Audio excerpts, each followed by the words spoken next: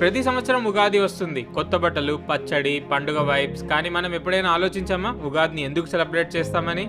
ఉగాది అనే పదం యుగ ప్లస్ ఆది నుండి వచ్చింది. అంటే ఒక కొత్త యుగం యొక్క ప్రారంభం. మన పురాణాల ప్రకారం ఈ రోజు బ్రహ్మదేవుడు సృష్టిని ప్రారంభించాడు. అంటే మనందరికీ ఇది ఒక ఫ్రెష్ స్టార్ట్ అనే అర్థం. ఉగాది రోజు మనం ఒకటి స్పెషల్గా చేస్తాం అండ్ స్పెషల్గా తింటాం. అదే ఉగాది పచ్చడి. పచ్చడిలో ఉన్న 6 రుచులు మన లైఫ్లో ఉన్న 6 ఫీలింగ్స్తో సమానం.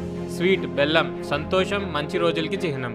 బిట్టర్ వేప పువ్వు, కష్టాలు, పెయిన్ వాటికి సంబంధం. సోర్ చింతపండు వల్ల అన్ఎక్స్పెక్టెడ్ ఛాలెంజెస్ ఎప్పుడైనా వస్తాయని. స్పైసీ మిరపకాయ, కోపం ఎక్కువ.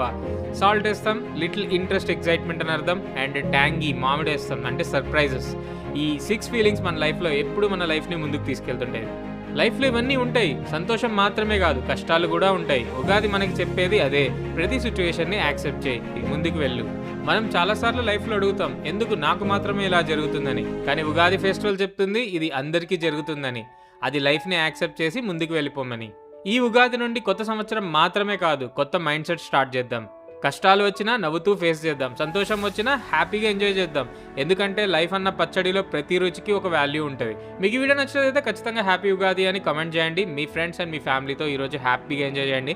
నాకు కూడా మా ఫ్యామిలీతో ఎంజాయ్ చేయాలని ఉంది. కానీ మా పేరెంట్స్కి ఈసారి నేను కొంచెం దూరంగా ఉన్నా.